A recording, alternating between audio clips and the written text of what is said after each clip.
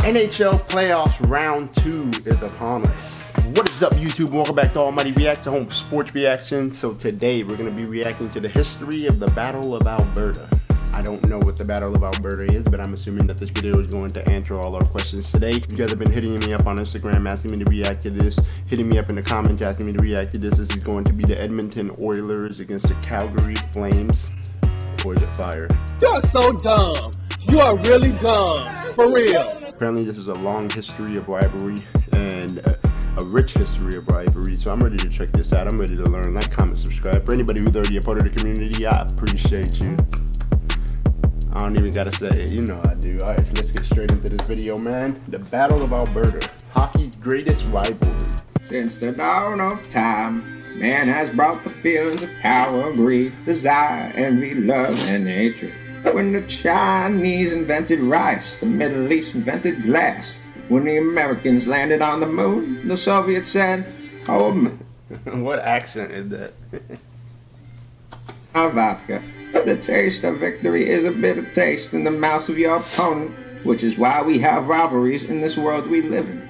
Perhaps the most important rivalry our fragile minds could ever conjure upon would have to be the Battle of Alberta, a battle old as time itself, a battle so inclusive and dark, locals don't murmur a peep about it until they've had their second dose of Tim Hortons. The Battle of Alberta is a tale of two teams, the original descendants of Alberta. I just saw, that's so strange, I just saw a Tim Hortons ad on Instagram this morning, and I was wondering what it is. Is that like a Canadian Starbucks? Is that what you guys have in Canada? The Edmonton Oilers and the later settlers, the Calgary Flames. The Flames were on the move from a place called Atlanta, a made-up land from the great below, or the States as they refer to them today. Similar to Neverland from Peter Pan, the Flames arrived in a unique fashion in the Alberta territory. The first encounter of these two took place in October of 1980 at the Northlands Coliseum in the natives' home in Edmonton. The Oilers defeated the Flames 5 biscuits to 3 in a thrilling experience. The hatred was there, but Calgary was no match for the Edmonton Oilers, as the Oilers had someone so powerful that his name was far too powerful to utter. The Great They One. referred to him as the Great One.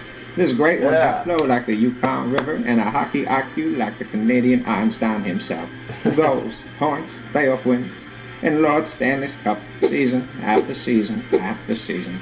Edmonton was far too powerful for the Flames, who were a spark compared to the Flame who they claimed to be.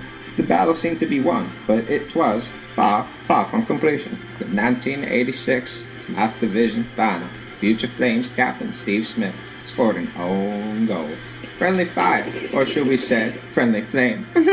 I'm sorry, that was out of character. For the remainder of Steve Smith's career, fans mocked him and yelled, The way he's talking is making Shoot him, Nanny! Get off the ice, you suck, Steve!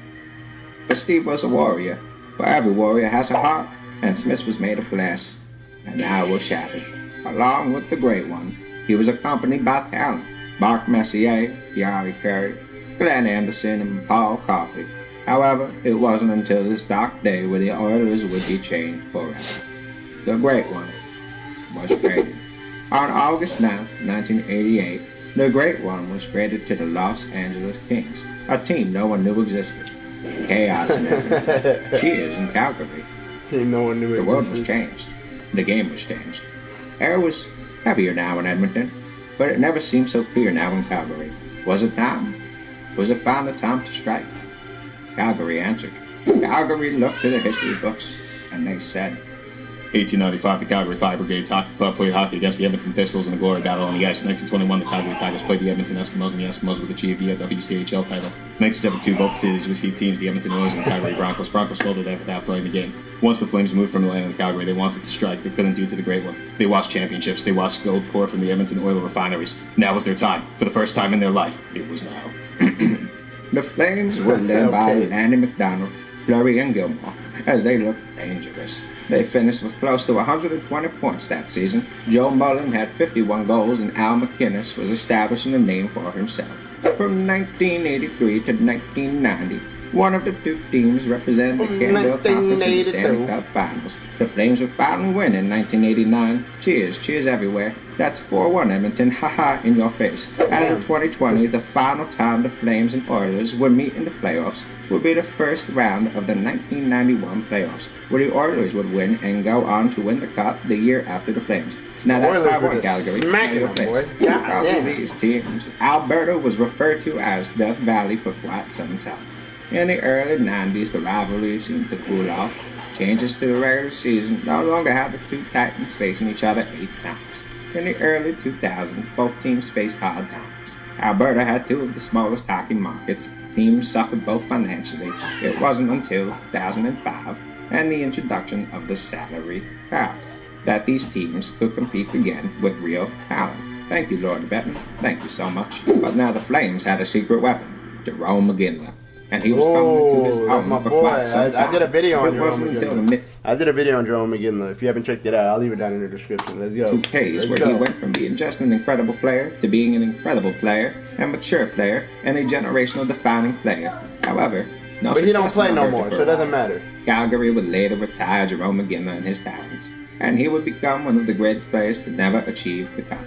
They would have the new talents of Johnny Ooh. Gaudreau, Mark Giordano, and Johnny Sam Hockey. Bennett does all he can do to remodel that famous Calgary stash. That The dude's good, Edmonton Johnny Oilers Hockey.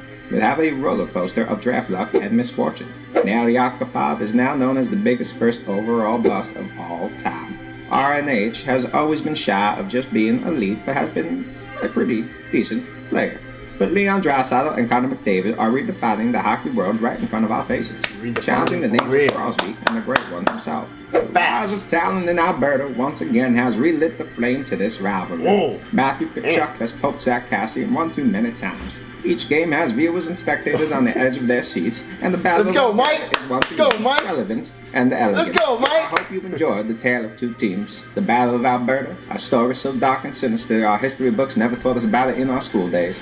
If you enjoyed this video and would like to see more content by the Bench Kings, please like, comment, and subscribe for more. By the way, we also do now have a shop. The link is in the description. Alright, so that's gonna do it for today, guys. So the Battle of Alberta. I'm excited. Excited is an understatement. I'll probably do a playoffs week 2 best goals tomorrow. I'm not sure. I'll have something for you guys tomorrow. Alright, thank you very much for tuning in today. This is Almighty Reacts. I'll catch you guys in the next video. Peace.